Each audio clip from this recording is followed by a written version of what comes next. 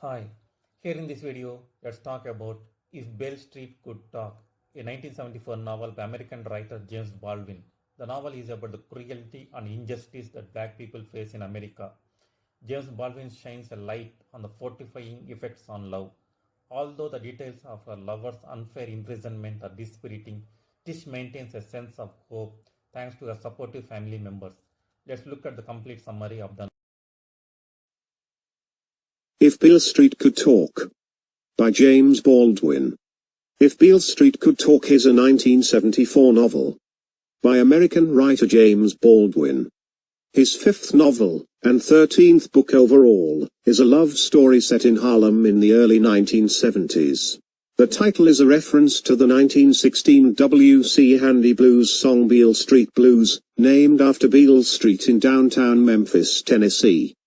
Outline: the book follows a relationship between a 19-year-old girl named Tish, whose given name is Clementine, and a 22-year-old sculptor named Fonny, whose given name is Alonzo. They become engaged, and she subsequently becomes pregnant. Fonny is falsely accused of raping a woman, and arrested and jailed before trial, and the failures of the criminal justice system keep Fonny incarcerated. Beale Street is the first Baldwin novel to focus exclusively on a black love story. It is also the only novel in his corpus narrated by a woman, published at the tail end of the Black Arts movement. It explores love within black life, centering on the emotional bonds holding two African American families together. Summary: If Beale Street Could Talk. Visiting Fonny in the tombs in Lower Manhattan, Tish, a 19-year-old, is a harrowing experience for the young woman. She informs Fonny that she is pregnant with his child through a glass partition in their room. In response to his father's question, "Did you tell Frank?" he asks, and Tish responds that she hasn't informed anyone else but him. The man, who is initially pleased by the news, suddenly becomes serious and asks what she is going to do about it, to which she responds that everything will work out because he will be out of prison by the time she gives birth. "Are you certain about that?" he inquires. Tish returns home and informs her mother, Sharon, that she is pregnant. And everything goes swimmingly. Rather than being astonished, Sharon encourages Tish to resist from feeling like a bad girl as a result of the situation.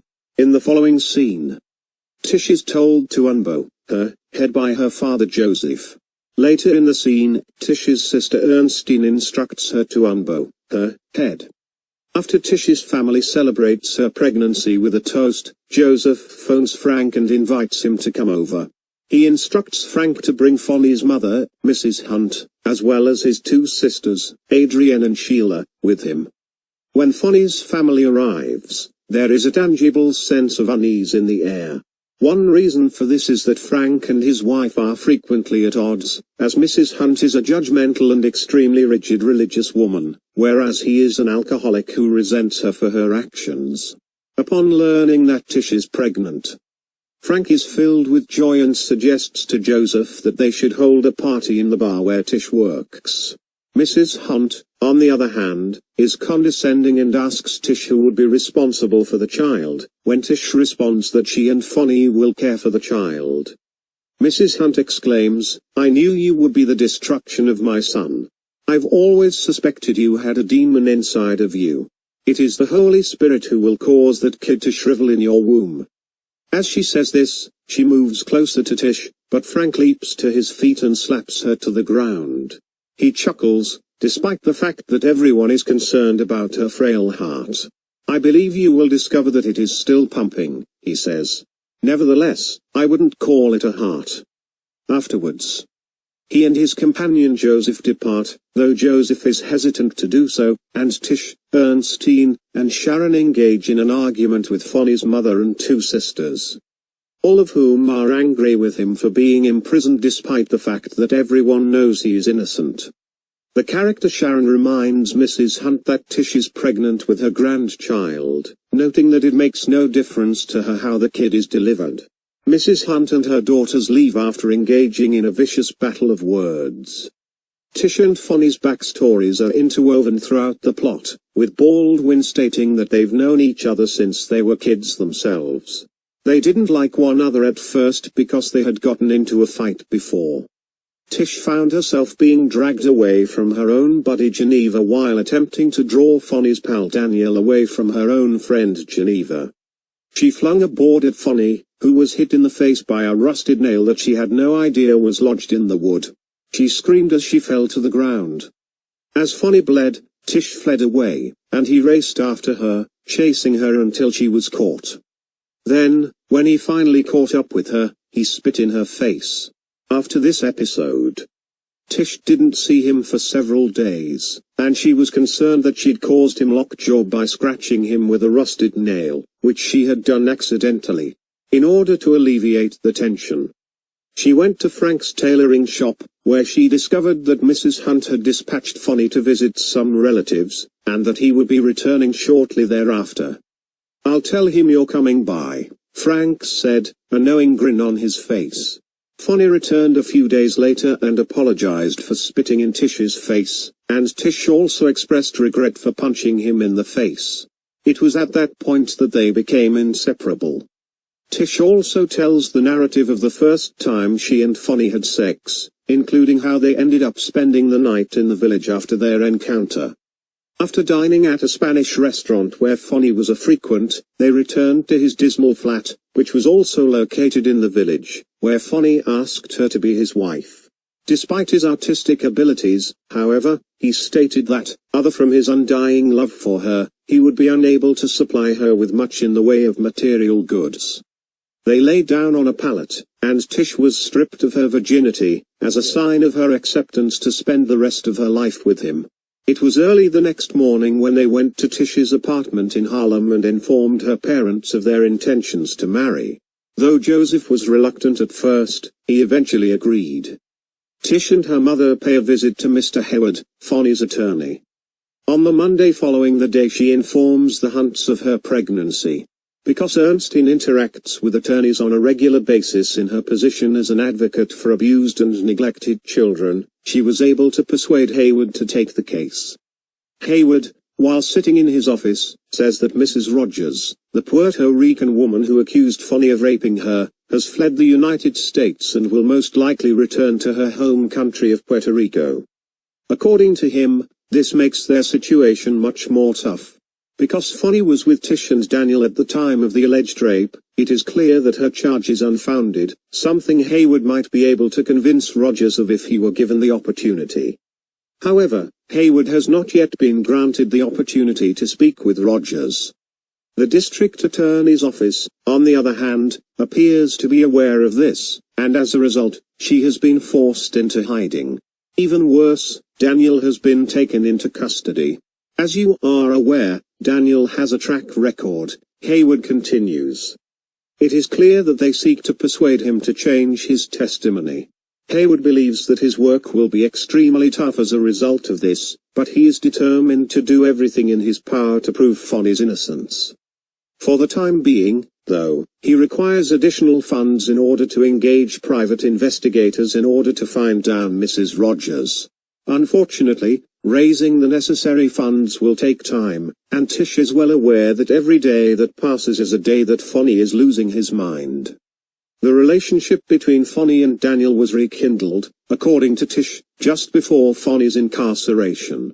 After many years of not seeing one another, they happened to run into one another on the street and returned to Fonny's apartment, where they talked about Daniel's recent 2-year prison sentence as Tish prepared dinner for the two of them.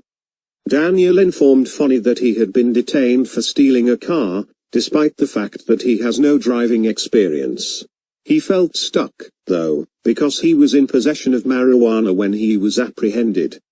A compromise was struck with him because the courts were aware of his situation. He could either plead guilty and receive a lesser sentence, or he could continue to tell his story and risk an even worse judgment.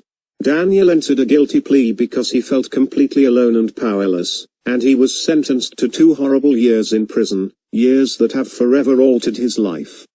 Following her visit to Hayward's, Tish pays a visit to Fonny in the Tombs and informs him of the awful news of Mrs. Rogers' disappearance. Despite her best efforts, she has a terrifying nightmare about Fonny driving full speed off a cliff, and when she awakens, her mother is sitting on the edge of her bed, staring at her in the eyes. "I understand that I am unable to assist you very much at this time," Sharon admits. "However, I am familiar with suffering, if that is of use. I'm aware that it's coming to an end. I'm not going to tell you any lies. Because everything always works out for the better." After that, she encourages Tish to keep her attention on her kid and to remember that love brought you here. The following morning, Tish gets out of bed and goes to work as a perfume counter salesperson for the second time. When Ernestine takes Tish out for a drink later that day, she tells her that Sharon should be the one who goes to Puerto Rico in order to locate Mrs. Rogers. In addition, she notes that Hayward is unable to attend because he must deal with Belle, the racist officer who claims to have seen Fonny running away from the scene of the crime, despite the fact that he arrested Fonny on the other side of town, which is so far away that it is impossible to believe that Fonny actually ran there in the first place. In addition, Ernestine explains to Tish that it doesn't matter whether or not Mrs. Rogers is lying, because the lady believes herself. She has no choice, because identifying her rapist, even if she does it incorrectly, helps her feel as though she has processed the traumatic experience. It's all over now. It's for her. She claims that if she changes her testimony, she would go insane. She then informs Tish that she has devised a strategy to persuade Officer Bell to modify his testimony. Because she is aware that Bell murdered a young black child in Brooklyn several years ago, she planned to have the victim's mother, as well as Bell's wife, who despises him, attend the trial, in the hopes of frazzling Bell and destroying his credibility.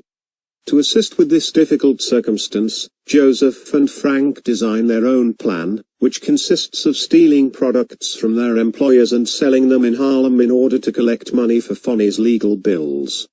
As a result, Sharon agrees to travel to Puerto Rico, and when she finally succeeds to track down Mrs. Rogers, she attempts to elicit the woman's maternal affection on the grounds that Rogers is a mother herself. In order to accomplish this, she presents Mrs. Rogers with a photograph of Fonny and Tish, stating that Tish is her daughter and that she is expecting Fonny's child. Unfortunately, discussing this simply serves to resurrect Mrs. Rogers' traumatic memories, resulting in her bursting into tears. Sharon is forced to return to the United States in defeat as she vanishes for a second time, this time for good, shortly after. Tish tells the account of how they first met Officer Bell, which is an important component of Fonny's case, and it is another crucial part of the story.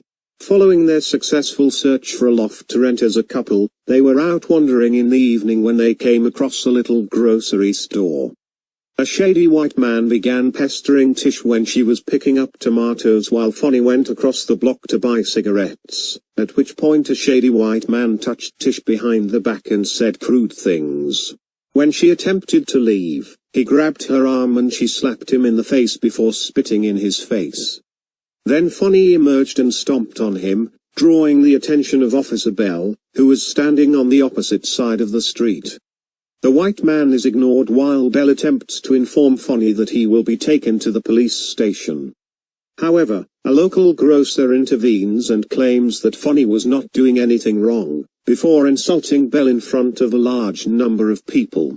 When Fonny responds, Bell is vengeful, telling him that he would be seeing him around.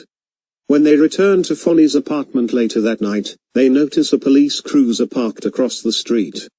After Sharon returns from Puerto Rico, Joseph sits down with Tish and insists that she resign her work, telling her that she needs to focus on her health. Tish agrees, saying that she needs to concentrate on her health. Tish takes this advice to heart, realizing that the baby is tied with Fonny's will to be free. And she begins seeing Fonny on a daily basis, which has a big positive impact on his attitude. Despite the fact that this is beneficial, it does nothing to enhance the specifics of the case, and the trial continues to be postponed. Even worse, when Hayward finally succeeds in having bail set for Fonny's release, pending the outcome of the trial, the amount is astronomically exorbitant. The fact that Frank has been stealing is very discouraging to him, and when his boss discovers this and dismisses him, he drives out of the city and commits suicide in the car. When Tish learns of this development, she simply sits there and does not respond.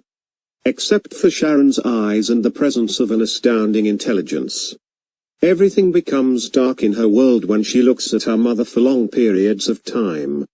Tish believes she is about to give birth at this point, and she gets a startling realization that her time has finally come. The end of the summary. Thank you very much.